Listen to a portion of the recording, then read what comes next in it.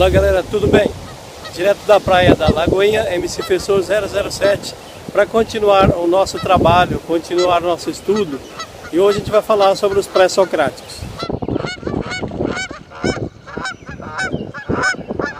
Por que eu escolhi justamente a natureza para falar sobre os pré-socráticos? Porque os pré-socráticos são os filósofos da physis.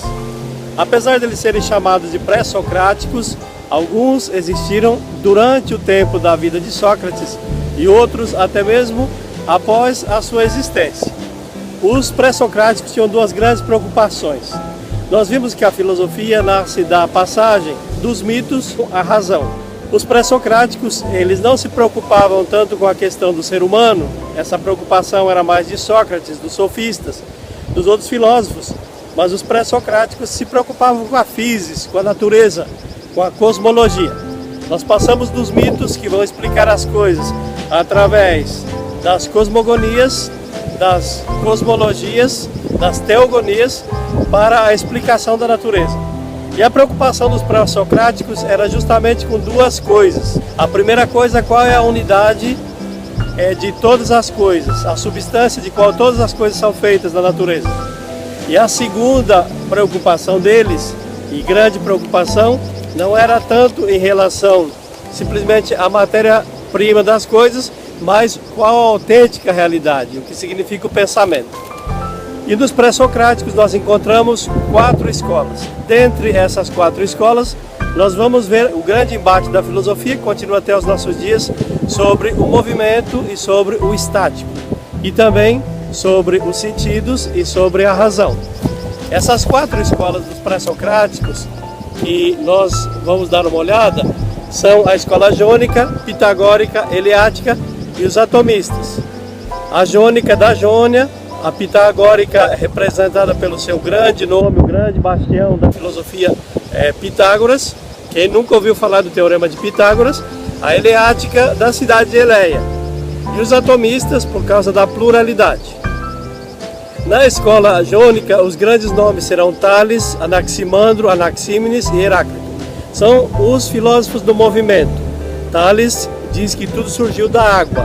Anaximandro do apeiron, que é um indeterminado. Anaxímenes do ar e Heráclito do fogo.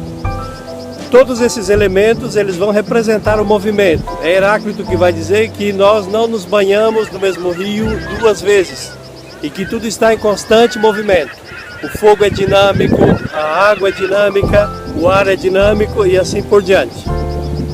A escola pitagórica vai se preocupar muito mais com a transmigração das almas, isso tem a ver muito mais com a religião e com o poder dos números. Pitágoras vai dizer que tudo é número. A escola eleática, Xenófanes é o grande nome, ele vai falar que o elemento de todas as coisas, a physis, a natureza, ela vai partir justamente da questão da terra. Parmênides vai dizer que tudo que existe sempre existiu. Na escola dos atomistas, que é a 4ª escola, vai ser a escola da pluralidade. Não só um princípio, mas vários princípios das coisas. Nós vemos Anaxágoras com os infinitos elementos, aquilo que nós chamamos em grego de homeomerias, Empédocles de Agrigento, que vai trabalhar sobre a terra, a água, ar e fogo, os 4 elementos, e Demócrito, que vai trabalhar as partículas indivisíveis, que em grego significa átomos. Não, tomos é divisão. Então, os pré-socráticos, eles vão se preocupar com a matéria-prima da humanidade, aquilo que em grego nós chamamos de arqué. Isso na questão da natureza, justamente para tentar explicar esse mundo, para refletir, para dar uma solução para o problema de onde vêm todas as coisas e o que significam todas as coisas. Se parte de uma explicação mitológica, não são mais os mitos, nem as religiões politeístas que vão explicar as coisas, mas agora o que vai explicar é justamente a razão, o pensamento, a reflexão, olhando e a partir da realidade. E nós vamos perceber também nas escolas pré-socráticas a grande disputa entre o estático e o dinâmico. Heráclito vai ser o pai das coisas dinâmicas, por causa da questão do fogo, do movimento, do dinamismo das coisas. Daí vem dinamis. Dinamis em grego significa força. Já Parmênides ele vai falar sobre o ser. Então nós vamos ter duas alas muito distintas na filosofia e que vão perpassar esses longos milênios de disputas filosóficas de história justamente por dois sentidos. De um lado nós teremos os filósofos do plural, da physis, da natureza, do plural, do múltiplo, do mutável, do transitório, do móvel, os átomos, e do outro lado o ser único, uno, imutável, permanente e imóvel. De um lado nós teremos então o móvel, de outro lado nós teremos o imóvel. De um lado nós teremos o uno, do outro lado nós teremos o plural, a pluralidade. Essa disputa filosófica ela vai perpassar toda a história da filosofia.